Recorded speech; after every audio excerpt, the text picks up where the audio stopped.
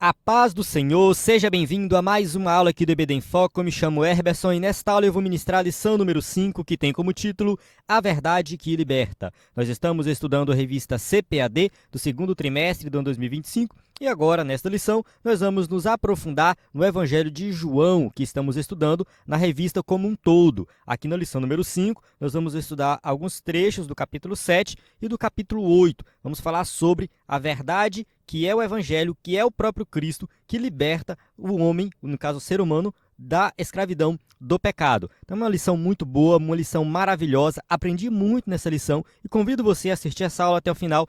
Tenho certeza que você vai aprender muito aqui também. Eu vou ministrar a aula passando em cada tópico e subtópico da lição, explicando em detalhes para que você possa entender o assunto na íntegra. Quero fazer aqui uma observação sobre o dia da postagem da aula. Esta aula está sendo gravada na sexta-feira à tarde. Infelizmente, eu tive um problema na gravação na quarta-feira. Eu gravei, mas no meio da gravação deu um problema e eu não consegui finalizar o vídeo. E aí depois veio o feriado do dia 1º, viajei, enfim, não consegui gravar antes. Estou gravando agora na sexta-feira à tarde, pretendo postar ainda nessa sexta, né? Talvez não dê certo, eu poste no sábado, mas enfim. Eu sei que isso é ruim para alguns irmãos que gostam de estudar com antecedência. O pessoal que acompanha o canal há muito tempo aí, sabe que a gente sempre postou no início da semana que isso ajuda bastante. E ultimamente eu tenho postado o vídeo muito atrasado, né? E justamente por causa de problemas pessoais, problema no computador, problema que acontece assim da última hora, e aí eu acabo gravando na quinta ou na sexta-feira. Então, para que esse problema seja minimizado, eu estou pensando em uma nova estratégia e eu preciso da sua opinião. Gostaria aqui de fazer uma pequena observação sobre isso. Eu preciso da opinião de você que assiste. É assim, eu gravo o vídeo usando o slide. O slide a gente não consegue adiantar. O slide ele dá muito trabalho, são 10 horas de trabalho. A gente faz 2 slides, além de várias outras coisas aqui. Então, não conseguimos adiantar o slide. Já tentamos várias vezes, não conseguimos. Mas o slide sempre fica pronto na segunda-feira. Então, eu espero o slide ficar pronto para gravar o vídeo. No entanto, tem algumas semanas que eu estou muito tranquilo. Eu consigo gravar 2, 3 vídeos na mesma semana. Então, eu conseguiria adiantar as aulas em vídeo, mas sem o slide. Então, assim, pode ser, né, que nas próximas aulas eu consiga fazer isso. Tá? Não é certeza, mas talvez eu consiga adiantar algumas aulas, porém sem o slide. Então, eu vou gravar me filmando, eu ministrando a mesma aula, seguindo os tópicos, tudo detalhado, como sempre aconteceu, porém sem o slide. O slide vai ficar pronto, tá? O slide vai ficar pronto, só que o vídeo seria gravado com antecedência, para que não tenha atraso. Quando chegar na segunda-feira, seja postado o vídeo e o slide, né? Só que aí seria uma aula diferente, uma aula sem o slide, e aí eu gostaria de saber da sua opinião. Será que é bom? Será que vale a pena? Ou eu mantenho esse formato do slide, espero o slide ficar pronto, eu continuo fazendo, né, o vídeo, né, com o slide, esperando o slide, tá? Só deixando bem claro que se eu gravar antes do slide, a aula vai ser a mesma, só que eu estarei aparecendo sem o slide. Quando for na segunda-feira, os dois serão postados juntos, tá? A gente sempre posta o slide no site, o vídeo no site e no YouTube.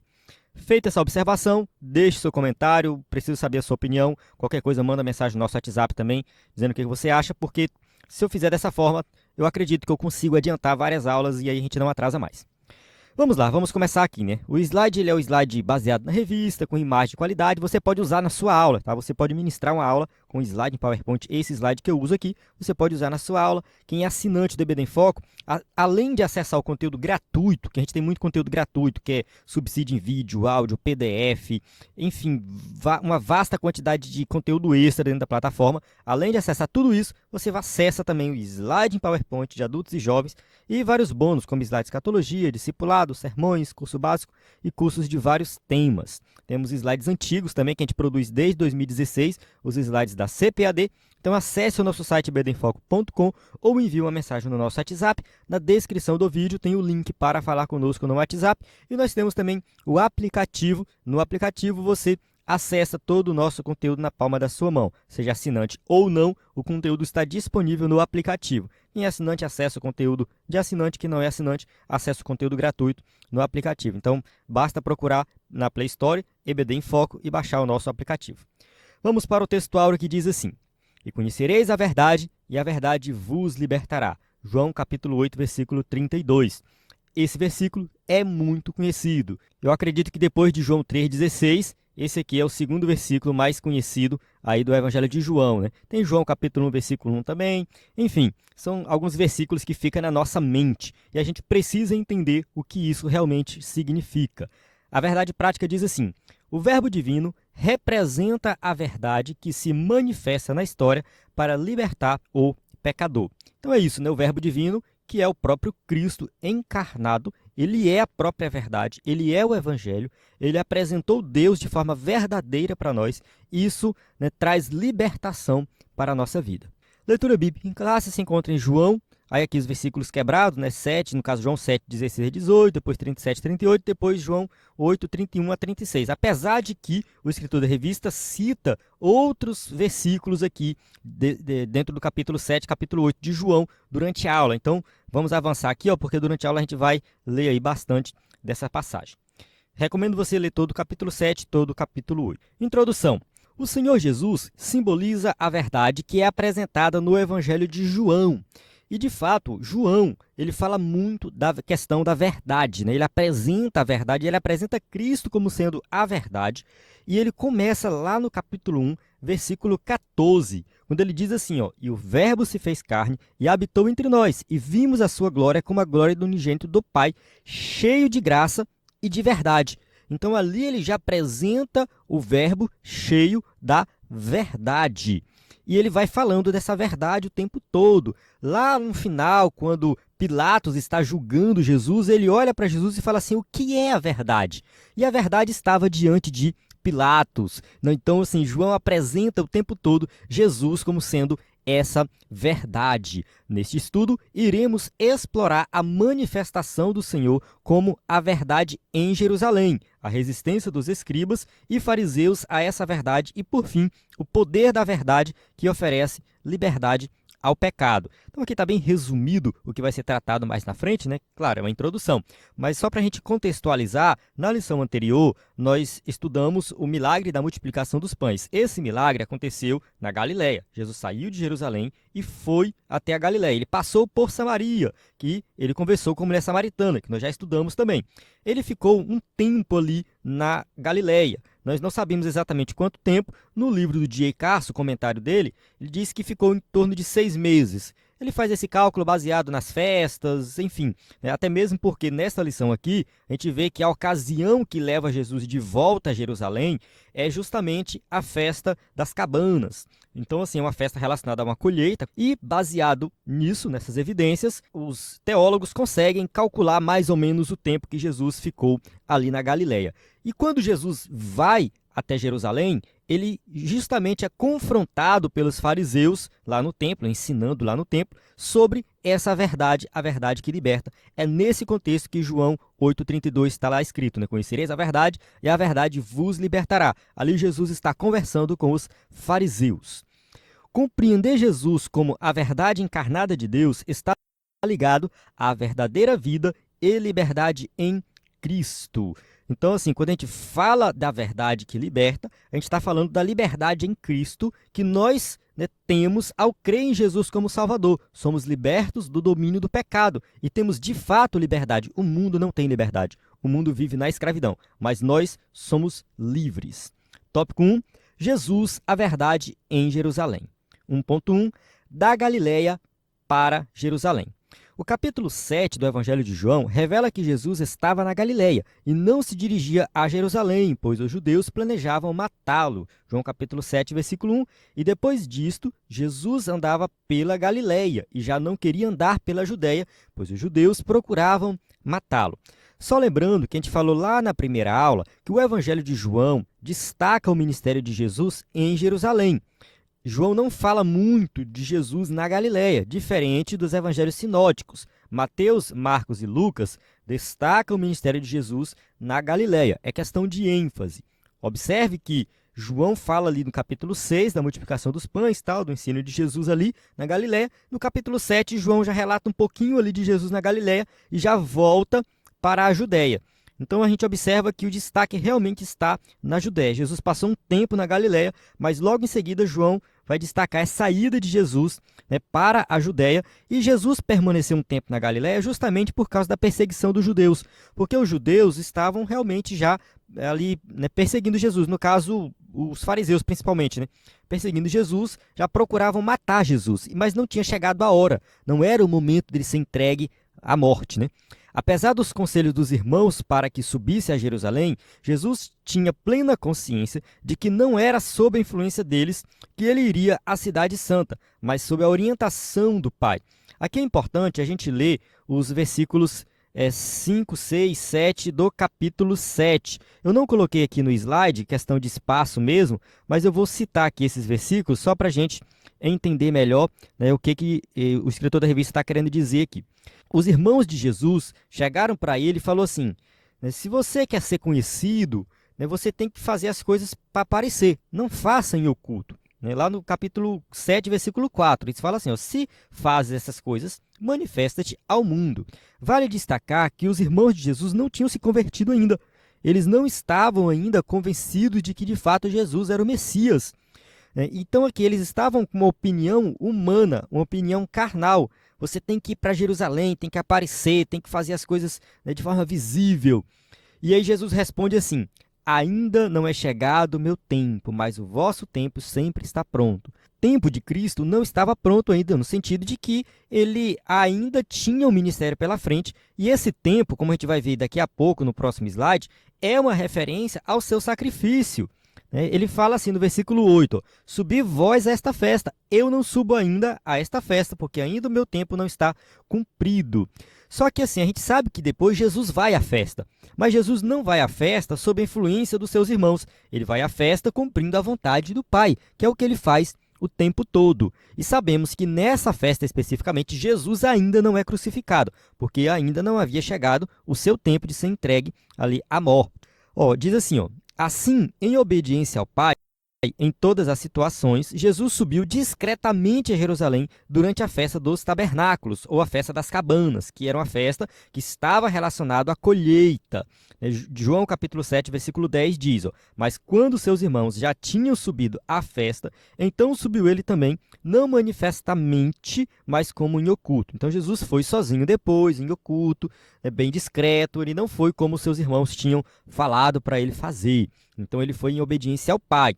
Essa festa é uma festa muito importante, atraia muitas pessoas. É uma festa que está prevista no Antigo Testamento, não lembro agora a passagem, mas em Levítico, em Êxodo, fala dessa festa, que o povo deveria ir até Jerusalém, construir cabanas, passar uma semana nessas cabanas, lembrando da época que eles estavam no deserto, morando em cabanas, e nessa mesma época também tinha a colheita da uva. Então, eu acho que era da uva e da cevada, se não me engano, não lembro se era da cevada, mas enfim, eram dois frutos que eram colhidos nessa época, depois a gente dá uma pesquisada aí, mas assim, era uma festa muito importante, atraía muitas pessoas. Então, essa festa era uma festa importantíssima, além da festa da Páscoa também, que era outra festa importantíssima naquela época. As pessoas sempre estavam indo a Jerusalém, indo ao templo, e atraía multidões.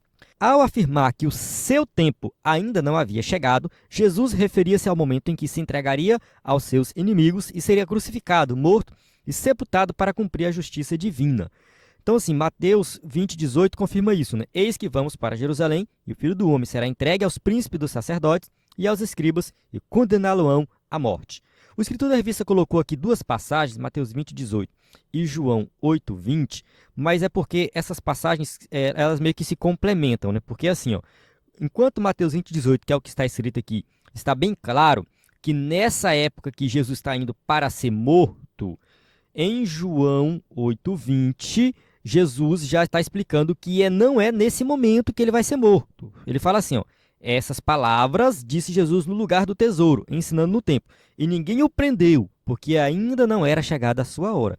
Ou seja, nessa festa dos tabernáculos, ainda não havia chegado a hora de Jesus. Ele ensinou aquilo ali tudo, causou um alvoroço, o pessoal não gostou do que ele falou, mas ele não foi preso. Mais na frente, na outra festa, que é a festa da Páscoa, que acontece depois, aí sim, né, que Jesus é levado à morte, como está em Mateus capítulo 20, versículo 18. E só uma curiosidade aqui, né, só uma curiosidade. Geralmente, nós falamos que o ministério de Jesus teve 3 anos. Isso vem a partir do Evangelho de João. João que cita 3 Páscoas. Então, assim, como João cita 3 Páscoas, Jesus indo a Jerusalém em 3 Páscoas, né, e na terceira é a que ele morre, o pessoal deduz que o ministério de Jesus teve 3 anos. Essa informação não tem nos outros evangelhos, somente em João. Então a gente deduz a partir disso. No entanto, João cita uma festa e ele não diz se é ou não uma Páscoa. Eu não vou lembrar aqui a referência agora, depois eu posso até deixar nos comentários essas referências a essas festas. No caso, as Páscoas, né, as 3 Páscoas, e uma outra festa que poderia ser uma outra Páscoa. Se for, o ministério de Jesus pode ter tido 4 anos. Tá? Então, não existe consenso. Alguns dizem 3 anos, outros dizem 4 anos. Mas nós não sabemos exatamente, né, quantos anos, né, Jesus teve de ministério. A maioria aceita 3 anos, baseado nessas 3 festas de João. Mas se a 4ª festa que João cita for uma festa da Páscoa, podemos deduzir aí aproximadamente 4 anos. Feita essa observação, vamos para o tópico 1.2. A verdade na festa dos tabernáculos. Nos versículos 10 a 13, Jesus evitou o assédio do povo até que, durante a festa, subiu ao templo e começou a ensinar. João 7,14, mas no meio da festa, subiu Jesus ao templo e ensinava. Aqui a gente precisa destacar algumas coisas. Quando diz que Jesus estava ensinando no templo, não significa que ele ia lá no púlpito e ensinava para todo mundo. Não era isso. A gente tem essa mentalidade às vezes, né? Jesus está no templo ensinando. A gente pensa no templo como se fosse uma igreja nos dias de hoje. E não era assim. O templo, na verdade, era algo grandioso e tinha o pátio externo ali, tinha um pátio externo, um pátio interno. Nós teríamos que olhar o mapa para entender melhor. E nesses pátios ficavam os rabinos ensinando. Então, assim, era um espaço grandão e ficava vários rabinos ensinando. Era normal, era natural ter os rabinos ensinando no templo e as pessoas ao redor assistindo o ensino daquele rabino que ele mais gostava. Ele falava assim, eu vou lá assistir o ensino do rabino fulano de tal, eu vou do rabino fulano de tal, que eu acho que ele é melhor e tal. Então, assim, não é de hoje, né, que as pessoas preferem pastor A ou pastor B, né? Não, pastor A é bom para pregar, não, pastor B eu não gosto, tal. Só vou no culto no dia que o irmão fulano prega. Naquela época também era parecido, né? Porque o templo, na verdade, era o local de sacrifício. No templo não era um local de cultuar no sentido de ter um ensino, ter uma estrutura de liturgia, não era isso. A liturgia acontecia mais na sinagoga. Na sinagoga, eles cantavam um hino, faziam uma leitura, faziam uma exposição. Então, quando Jesus ensinava na sinagoga, aí sim era ele sozinho, falando lá, né? Paulo ensinava na sinagoga, então tinha essa estrutura diferente. O templo não, era um pátio grandão e as pessoas sentavam para ouvir os rabinos. Jesus entra ali como mais um rabino. É isso, basicamente, Jesus está lá, dentre vários rabinos ensinando, ele está lá ensinando também. Só que ele chamava a atenção, tá? O ensino dele era diferente e muitas vezes ele atraía a atenção de muitas pessoas. Vamos lá. Ele estava ciente de que havia uma divisão de opiniões sobre ele entre as pessoas. Por isso afirmou, a minha doutrina não é minha, mas daquele que me enviou. João 7,16. Então Jesus ele se destaca ali porque a doutrina dele não é uma cópia das doutrinas dos rabinos anteriores. Os rabinos que ensinavam ali faziam uma cópia dos outros, que é normal, é natural. Basicamente, às vezes o que eu prego na igreja, eu li um livro de um pregador, um comentarista. Eu sempre cito aqui, por exemplo, D.A. Carson, Wayne Grudem, Miller de Erickson. Eu estudei o que esses caras escreveram e vou ministrar aula aqui e tudo mais. Não é errado. O que os rabinos faziam não era errado, né? Eles estudavam os anteriores e estavam ministrando ali. Mas Jesus vem com uma doutrina que é diferente, algo totalmente inovador. E ele fala, essa doutrina não é minha, é do Pai. O Pai que me enviou e me deu essa doutrina e eu estou ensinando ela para vocês. Ela é do céu, é diferente. Muitos acreditavam que Jesus era um grande profeta, mas não o Messias. Então, havia essa crença ali. As pessoas que seguiam Jesus, nem todo mundo achava que Jesus era o Messias enviado. Alguns falavam assim, não, ele é um grande profeta, aceitava ele como profeta. No entanto, quem se encontrava ali diante deles era o Verbo encarnado de Deus. Eles não sabiam, mas o Verbo encarnado estava diante deles. Ele era realmente o Filho de Deus e tudo que ensinava continha a única verdade que o mundo desconhecia. Então, assim, tudo que o mundo precisava saber estava em Cristo. Estava ali a verdade diante deles, a doutrina de Jesus perfeita, completa, plena. O que a gente tem hoje são trechos. O que nós temos hoje são pequenos pedaços do que Jesus ensinou. E já é maravilhoso, já é extraordinário, já muda vidas. Imagina estar diante do Mestre ouvindo o ensino completo.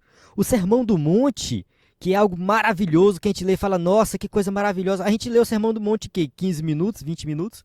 Muito provavelmente Jesus ensinou por horas. Entende? O que a gente tem é um resumo do que Jesus ensinou. Não são as palavras de Jesus na íntegra. São resumos, são ditos de Jesus que foram preservados pelos apóstolos, segundo a orientação do Espírito Santo, e nós temos aqui hoje. Mas, assim, diante do Mestre, eles tinham um conhecimento muito mais pleno e mais completo. A igreja primitiva tinha um conhecimento muito mais completo que Jesus ensinava, porque muito que os apóstolos falavam ali para eles, nos cultos e tudo mais, nas reuniões, era justamente algo que eles ouviram diretamente de Jesus, e não necessariamente está escrito em algum lugar. Então isso foi perdido no meio do caminho. A tradição que nós temos é o que está escrito na Bíblia. Então, assim, Jesus trouxe uma verdade realmente transformadora, e essa verdade estava diante deles. Às vezes a gente lê o texto bíblico e fala assim, nossa, os fariseus se irritavam com isso aqui. Na verdade, era aquilo ali e muito mais que tinha acontecido mesmo. O João fala isso, né? Tem um momento que ele fala que se tudo que Jesus tivesse feito, né, fosse escrever os livros do mundo, não caberiam. Eu acho que é mais ou menos assim que ele diz, depois a gente pode conferir os versículos. Apenas o Filho de Deus poderia declarar, eu sou a verdade. João 14:6. A gente vai ler esse versículo mais na frente, mas adiantando aqui a explicação dele, né, Jesus fala assim, eu sou o caminho, a verdade e a vida. Ninguém vem ao Pai senão por mim. Então ele é o caminho que mostra a Deus, que apresenta a Deus. Somente ele é esse caminho, somente ele é a verdade, somente ele é a vida. O caminho, a verdade e a vida. Então ele se apresenta como essa verdade, a verdade que liberta. O evangelho sou eu sou o próprio evangelho. Tem até um livro, eu não sei se é do R.C. Sproul ou se é do John Pipe, que ele fala assim, Deus é o evangelho. É justamente isso, né? A ideia de que conhecer a Deus é conhecer a Cristo. E conhecer a Deus significa conhecer o evangelho. O próprio evangelho é o próprio Deus. É um relacionamento com Deus na integridade. Tópico 1.3, vivendo na verdade. Os versículos 16 a 19 referem-se à doutrina que Jesus transmitia. Vamos ver aqui em detalhes. Esta doutrina provinha do Pai e, para cumprir a sua vontade, era necessário entender a verdade revelada pelo Pai em Cristo. João 7,17 diz assim, se alguém quiser fazer a vontade dele, pela mesma doutrina, conhecerá se ela é de Deus ou se eu falo de mim mesmo. Então aqui Jesus está explicando, ensinando ali que a doutrina dele é diferente, que a doutrina é do Pai. Ele diz, se você quer fazer a vontade dele, a vontade de Deus, você vai conhecer essa doutrina verdadeira. Pela mesma doutrina, conhecerá se ela é de Deus. Ou se eu falo de mim mesmo. Se você está conectado com Deus, você sabe que aquilo que eu ensino é de Deus. Porque se você não pertence a Deus, você vai negar o que eu ensino. Então, conhecer a Cristo é conhecer a Deus. Tá? Quando os judeus negaram a Cristo, eles negaram o próprio Pai.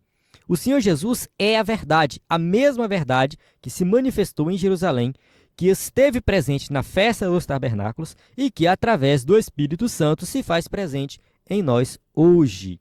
Então é isso, né? Jesus está presente em nós hoje, ele é a verdade que liberta. E vale destacar aqui que essa verdade ela se faz presente porque o Espírito Santo de Deus habita em nós, porque nós temos a revelação dessa verdade na Bíblia Sagrada. Então nós podemos concluir que nós temos essa verdade de forma íntegra, completa, plena, e nós podemos desfrutar dessa verdade hoje, da libertação em Cristo, né? A verdade que liberta da escravidão do pecado. Por isso ele nos convoca não só a conhecer, mas também a viver essa verdade.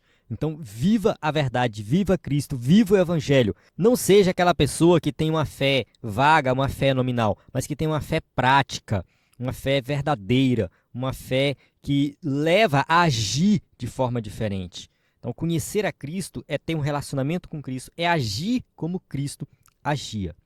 Tópico 2, Jesus, a verdade diante dos escribas e fariseus. 2.1, a verdade no episódio da mulher adúltera. Vamos lá. No capítulo 8 do Evangelho de João, a verdade representada pelo Senhor Jesus é posta à prova pelos líderes judeus. Então Jesus se apresenta como essa verdade, ele é a própria verdade, desde quando ele nasceu, ele é apresentado como a verdade. João mostra isso lá no capítulo 1, versículo 14, como eu já li aqui. E Jesus é posto à prova diante de uma situação bem complicada. Enquanto ele ensinava, uma multidão ansiosa por mais milagres no pátio do templo, olha só onde está aqui, o pátio do templo. Os escribas e fariseus trouxeram-lhe uma mulher apanhada em adultério para ser julgada publicamente. Então assim, Jesus está lá ensinando, de repente chega lá os escribas e fariseus, apresentando a mulher que estava em adultério para ser julgada de acordo com a lei do Antigo Testamento. Vamos lembrar um pouco aqui o que a lei dizia. A lei dizia o seguinte, que se a mulher ela traísse o seu marido, a mulher casada traísse o seu marido, ela deveria ser morta. No caso, ela seria julgada e seria morta. Era a pena de morte para o adultério. Só que não diz que deveria ser apedrejamento. O texto não diz isso. No caso, a mulher casada. O apedrejamento era uma pena de morte prevista para uma mulher que era noiva. A mulher que era noiva, e ali a gente lembra de Maria, que a preocupação dela, que ela era noiva de José e se achou grávida. Então essa era a preocupação de Maria, porque a lei dizia que a mulher que era noiva deveria ser apedrejada se ela traísse, no caso, se ela praticasse o adultério. Foi apanhada em adultério, é noiva, ela e o homem que estava com ela deveriam ser levados para julgamento público e apedrejados. Nós não sabemos exatamente se esse é o caso, se os judeus estavam de fato seguindo a lei ao pé da letra ao apresentar essa mulher. Aqui o homem não aparece. Será que ele fugiu? Será que ele correu?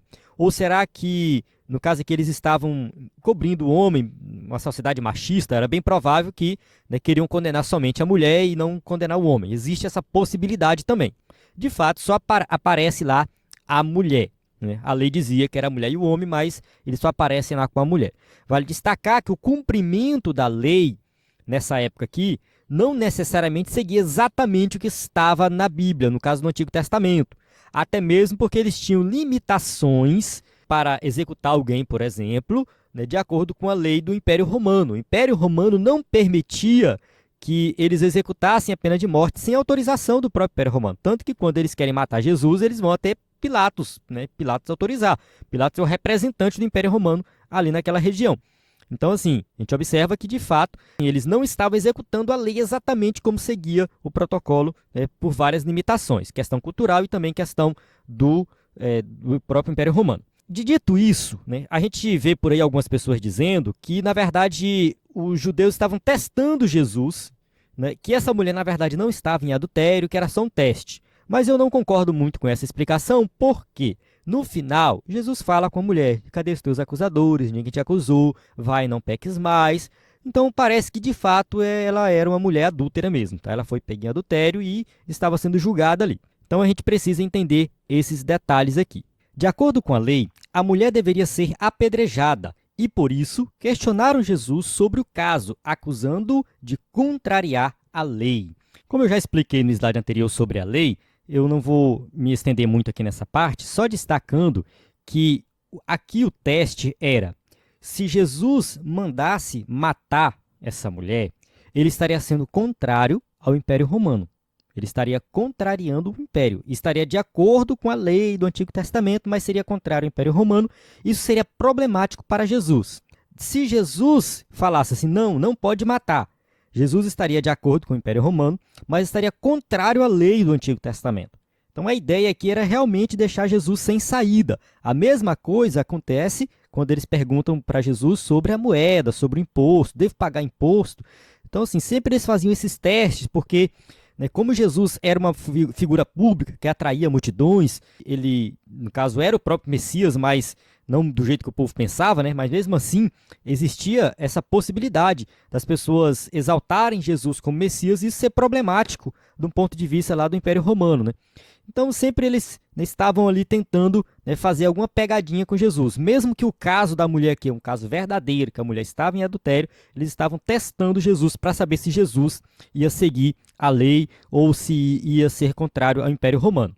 O nosso Senhor respondeu. Eu acho isso aqui assim uma das coisas mais espetaculares do ministério de Jesus. Eu gosto muito dessa passagem, que ele fala assim, ó: aquele que dentre vós está sem pecado, seja o primeiro que atire pedra contra ela. Ou seja, quem estiver sem pecado, que atire a primeira pedra. Assim, olha só que coisa linda. Jesus poderia dar uma resposta mais elaborada, mais bonita, explicar sobre a lei do Antigo Testamento e tudo mais, aquela coisa toda. Mas não. Ele foi no âmago do coração das pessoas. Ele foi na consciência de cada um. Se você acha que o seu pecado é inferior ao pecado dela, vá lá, vá em frente. É nesse sentido, porque nós temos essa tendência de classificar os pecados, né, como maior, como pior, e esquecemos que todos nós somos pecadores.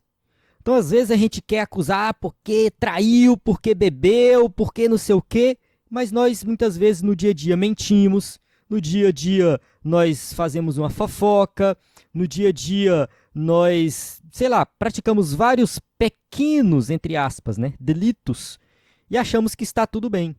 Mas, no fundo, é pecado. O inferno, que vai o adúltero, que vai o homossexual, vai o mentiroso, vai o orgulhoso, vai o egoísta. Está todo mundo dentro do mesmo pacote. Sabemos que em Cristo, nós somos salvos em Cristo, Ele pagou o preço dos nossos pecados e nós somos salvos por causa dos méritos dEle. Mas se nós olharmos para a nossa vida, para as nossas falhas, nós não temos mérito nenhum. Não somos melhores do que ninguém.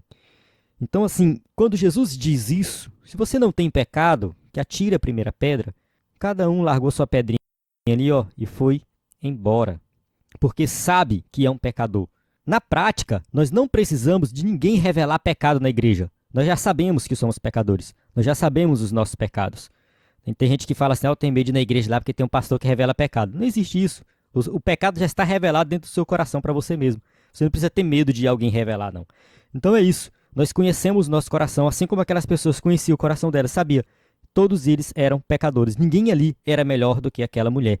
Ninguém teve coragem de lançar uma pedra contra aquela mulher. A verdade que Cristo nos traz revela a consciência das nossas falhas. Então, ser confrontado com essa verdade nos mostra que realmente nós somos pecadores e nós precisamos de Jesus. Assim, quando somos impactados por essa verdade, encontramos libertação dos nossos pecados. Então, a libertação dos nossos pecados, o perdão dos nossos pecados, o livramento da condenação pelos nossos pecados está em Cristo Jesus. Ele que nos traz essa libertação, Ele que nos livra, Ele que nos perdoa, Ele que tira a condenação e nos dá uma nova vida. Então, somente por meio dele, e mesmo em Cristo, mesmo salvos em Cristo Jesus, nós ainda erramos, nós ainda falhamos. Mas ele morreu por esses pecados também. Ele morreu pelos pecados do passado, do presente e do futuro. Então, o tempo todo, nós temos que confiar que o sangue de Cristo está nos perdoando. Que o sacrifício de Cristo foi para perdoar as nossas falhas, nossos pecados. Então, é o tempo todo que nós devemos confiar que Cristo está nos perdoando. Não pense você que você foi salvo, perdoado e pronto, você não peca mais. Não, não existe isso. Todos nós erramos, todos nós falhamos, mas o posicionamento do cristão, do crente verdadeiro diante do pecado é diferente do mundo. É um posicionamento de arrependimento, de constante arrependimento diante de Cristo e crer sempre que o sacrifício de Cristo está sempre nos perdoando dos nossos pecados. 2.2. Jesus, a verdade revelada. O episódio da mulher apanhada em adultério ilustra a resistência dos escribas e fariseus em aceitar a verdade que Jesus representa. Então, assim, Jesus ele representa essa verdade libertadora, mas os escribas e fariseus, doutores da lei e tudo mais, eles estavam com o coração endurecido. Eles tinham resistência de aceitar essa verdade. Estava a verdade diante deles, o próprio Salvador diante deles, e eles estavam com o coração fechado. Não queriam acreditar, não criam no Evangelho. Isso nos permite concluir que, independentemente do grau de resistência que o ser humano possa manifestar, nada consegue obstruir a verdade de Jesus. Então, assim, Jesus ele é a verdade, independentemente se eu creio ou não. Tem gente que é ateu, eu sou ateu, não sei o que e tal. Tá, você é ateu, mas Deus existe, independente de você crer ou não que ele existe. Ponto final. Entende? Jesus, ele veio executar o seu plano de salvação e ele executou. Ponto final. Ele é o Salvador e ponto final. Essa salvação está disponível. Se você fechar o seu coração e não crer, beleza, tranquilo. Você tomou essa decisão. Mas ele está de braços abertos para te receber. O sacrifício dele foi eficaz. Ele realmente pagou o preço dos pecados e todos aqueles que creem têm os seus pecados perdoados, são libertos por essa verdade. Não é por acaso que ele próprio declarou, disse-lhe Jesus, eu sou o caminho, a verdade e a vida. Ninguém vem ao Pai senão por mim. Então João 14,6, que a gente já citou anteriormente, reforçando aqui agora, Jesus é o caminho. Ele é o único caminho que leva até a Deus. Não existe outro caminho, não tem outra forma de se salvar que não seja por meio de Cristo. A salvação está baseada em Cristo e ponto final. Nós precisamos crer em Jesus como Salvador. Nós precisamos confiar em Cristo e somente Ele nos conduz até o Pai. Ele é a verdade. Ele é a verdade que liberta. Ele é a verdade que salva. A verdade aqui é o próprio Cristo. A verdade é o Evangelho, que é Ele mesmo. Conhecendo Ele, você conhece a salvação. Conhecendo a salvação, você conhece o caminho, você chega até a Deus. E Ele é a vida, porque Ele nos dá uma nova vida, aqui e agora, que nós cremos nele, e também Ele nos dá a vida eterna. Então nós temos que crer em Jesus, porque somente Ele nos conduz ao Pai, nos liberta e nos dá a vida eterna. Esta verdade não é apenas genérica, é uma verdade encarnada. Também não se trata de um caminho qualquer, mas sim do único caminho para alcançar Deus. Assim, o fato de Jesus ser a verdade encarnada, isso é algo fundamental porque nós podemos dizer assim, o próprio Deus esteve no nosso meio. O próprio Deus habitou aqui. O próprio Deus que nós cremos, ele é um ser todo-poderoso que está lá no céu distante, mas ao mesmo tempo ele está conosco. Ao mesmo tempo ele participou conosco aqui dos nossos sofrimentos, das nossas necessidades e até hoje ele intercede por nós. Então assim, o cristianismo é uma religião diferente porque crê em um Deus que esteve conosco, que participou conosco, um Deus que encarnou, que esteve aqui. Entende? E até hoje, segundo a maioria dos teólogos, ele continua encarnado, ele continua sendo Deus homem por toda a eternidade. O nosso Senhor é a verdade única de que todos precisamos. É a única verdade, não existe mais nada. Tudo que nós precisamos está em Cristo Jesus. 2.3. A verdade que o mundo precisa conhecer. Muitas pessoas procuram a verdade na filosofia através de um conjunto ético que guia suas vidas. Então, as pessoas querem viver uma vida diferenciada, quer viver uma vida melhor, quer viver uma vida saudável, quer ser uma pessoa equilibrada. E aí procura isso nas filosofias, procura ler livros de ética e procura, enfim, seguir alguma filosofia que permeia o mundo por aí. Pode ser algo mais religioso, menos religioso, mas e, de certa forma, são teorias, né, que falam sobre o comportamento humano e uma maneira que a pessoa tem que se comportar. Nós podemos, por exemplo, destacar aqui o shintoísmo, o budismo, que são religiões filosóficas, que muitas vezes não está atrelada à figura de um Deus. Por exemplo, para o budismo, Deus não é importante. Deus não está presente, muito presente ali no budismo como religião. É mais uma filosofia de vida mesmo, dentre outras filosofias que as pessoas seguem, né? Então, enfim, como eu já disse, tem algumas filosofias que são mais religiosas, outras menos religiosas. Mas as pessoas estão procurando, né, guiar a sua vida a partir disso. E elas eliminam Cristo. Elas tiram Cristo da jogada. Jesus não está presente. Porque parece que o mundo acha muito mais fácil eliminar Cristo. Eu acredito que isso é porque seguir a Cristo exige sacrifício, abrir mão de muitas coisas, deixar de pecar. Então, muitas pessoas estão presas nos seus pecados, não querem abandonar. Então, querem uma filosofia que massageia o ego e que deixa elas permanecerem ali nos seus pecados. Então, por isso que parece ser muito mais fácil deixar de lado Cristo e seguir qualquer outra coisa por aí. Outras examinam essa verdade na lógica, utilizando a ciência como forma de compreender o mundo. Aqui nesse ponto, a gente tem que ter um pouco de cuidado para não falar contra a ciência, que não é o objetivo, tá? Tem gente que vai chegar na classe da EBD e falar mal da ciência, que a ciência é isso, que a ciência é aquilo. E não, assim, a ciência faz parte do nosso dia a dia, tudo que nós usamos, tudo que nós vestimos, tudo que nós bebemos hoje, passou por um laboratório e a ciência está presente no dia a dia. A ciência é boa, é maravilhosa, eu gosto desse conteúdo. Quem acompanha o EBD em Foco sabe, né, que eu sempre exalto a ciência, né? Eu sou bacharel em física, tenho mestrado, sou professor universitário, enfim. Então eu gosto muito das questões científicas, né? Eu acredito que a ciência sim é algo maravilhoso, é uma maneira que Deus nos deu de conhecer melhor dele, conhecer do mundo também. Então a gente conhece sim melhor de Deus através da ciência, eu acredito nisso, né? Mas aqui são aquelas pessoas que falam assim, eu não quero servir a Deus, Deus não existe, né? E toda a verdade está na ciência. Eu vou seguir a ciência porque a ciência me dá resposta para tudo que eu preciso. E não vai dar. Infelizmente, não vai dar. Então, assim, é depositar a confiança na ciência, como se a ciência explicasse tudo. E isso não acontece. Há ainda quem busque a verdade no esoterismo, né? Cartas, tarô, enfim, essas coisas por aí que eu não tenho muito conhecimento, nem gosto muitas vezes de falar, né, mas eu sei que são assim, religiões esotéricas que as pessoas seguem, né, até mesmo horóscopo, né, uma coisa simples, mas é um tipo de esoterismo. A realidade é que o mundo carece do entendimento da verdade única, que se manifesta como uma realidade divina, plena em Deus, que se separa deste mundo enquanto mantém uma relação com seus habitantes. Ou seja, nós temos essa verdade única que é Jesus Cristo. Essa verdade, ela se manifestou, ela participa conosco, mas ao mesmo tempo ela é separada deste mundo. É algo separado, ou seja, Deus não é a natureza, não é a criação. Deus é Deus, a criação é a criação. Deus criou todas as coisas, mas ele se relaciona conosco, ele está conosco, ele encarnou e viveu entre nós.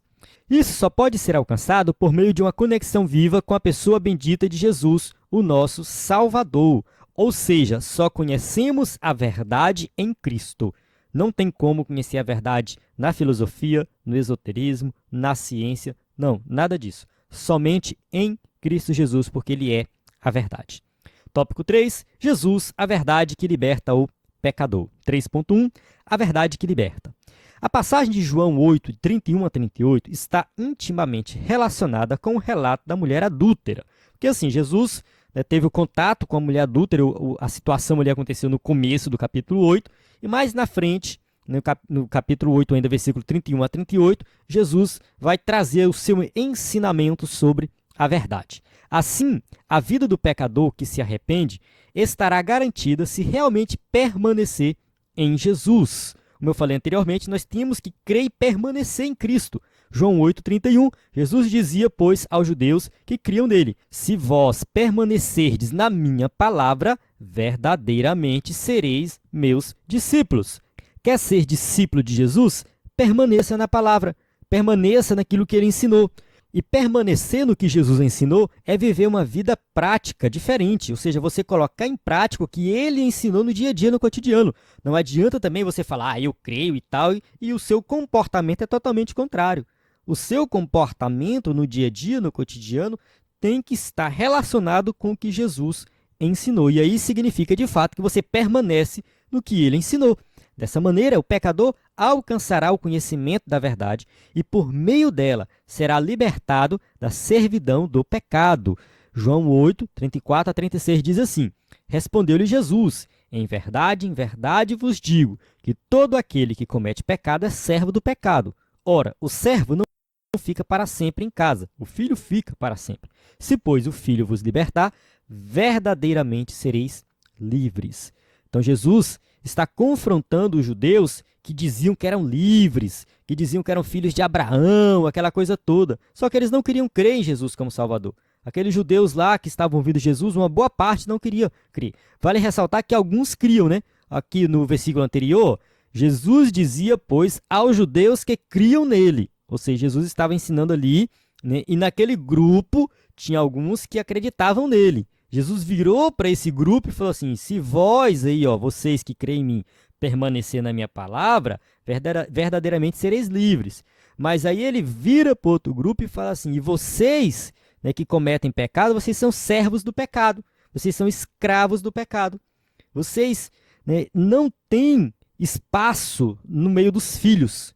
O servo não fica para sempre, né, na casa, mas o filho sim, permanece para sempre. Aí ele vai e confirma: pois se o filho vos libertar, verdadeiramente sereis livres. Ou seja, a liberdade de fato só acontece em Cristo Jesus. Permanecer no pecado significa permanecer na vida de escravidão. Portanto, o encontro com a verdade, que é Cristo, rompe todas as correntes do pecado. Então, ao encontrar-se com Cristo, o pecador ele é liberto por completo do pecado. O Senhor Jesus Cristo é aquele que proporciona a verdadeira libertação à vida do pecador. Então, de fato, Jesus, ele nos liberta e essa libertação, ela é eficaz, ela é transformadora. Isso aconteceu comigo, aconteceu com você que está me assistindo e aconteceu com milhões de pessoas por todo o mundo. Milhões de pessoas foram libertas da escravidão do pecado por meio de Cristo Jesus. E assim, tem muitas histórias sobre libertação, né? Pessoas que abandonaram vícios, que abandonaram comportamentos ruins, depois que creram em Jesus como Salvador e permaneceram em Cristo. 3.2. O que é a verdade? No Evangelho de João, fica evidente que a verdade referida não se relaciona com a verdade filosófica, ou seja, com os conceitos de verdade debatidos nas obras de filosofia.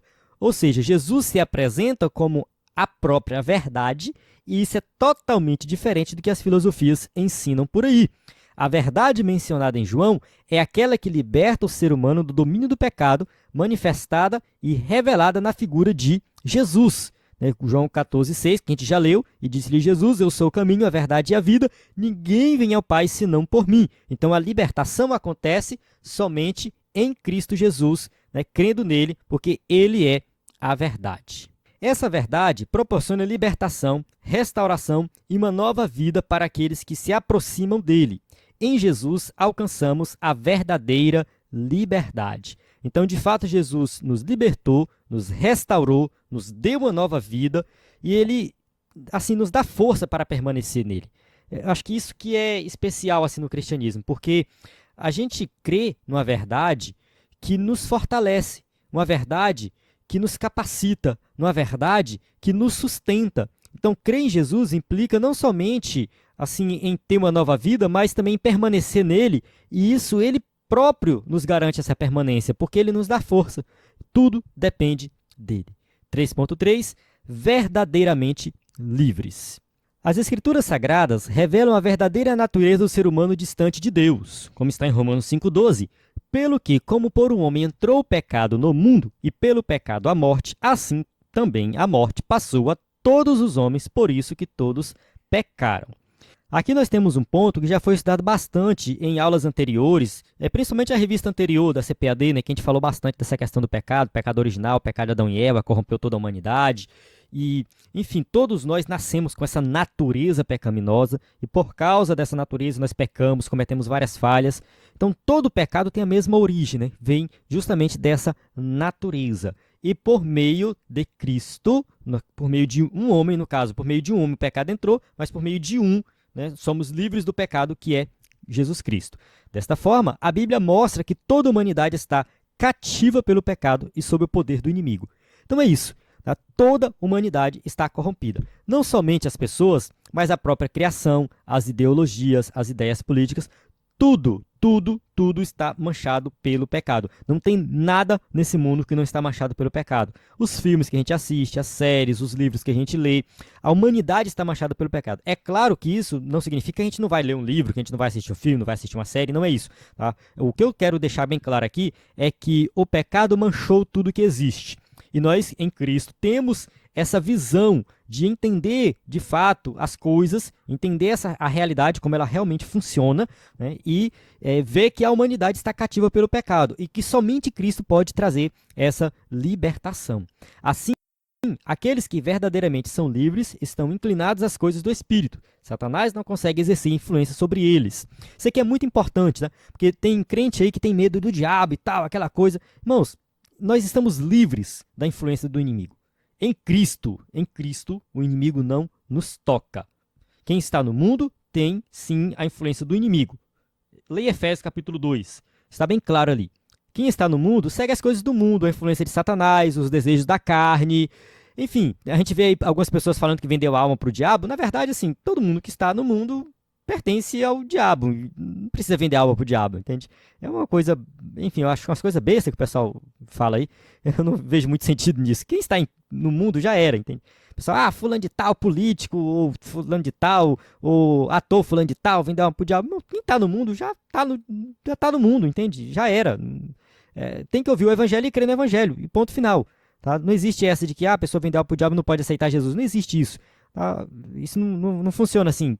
O Cristo morreu por todos e qualquer pessoa pode crer em Cristo como Salvador. Da mesma forma que quem está em Cristo está numa nova dimensão, não tem influência de Satanás e vive uma vida diferenciada. É o reino de Deus. O poder de Deus, por meio da ação do Espírito Santo, revela-se gloriosamente em nosso caráter.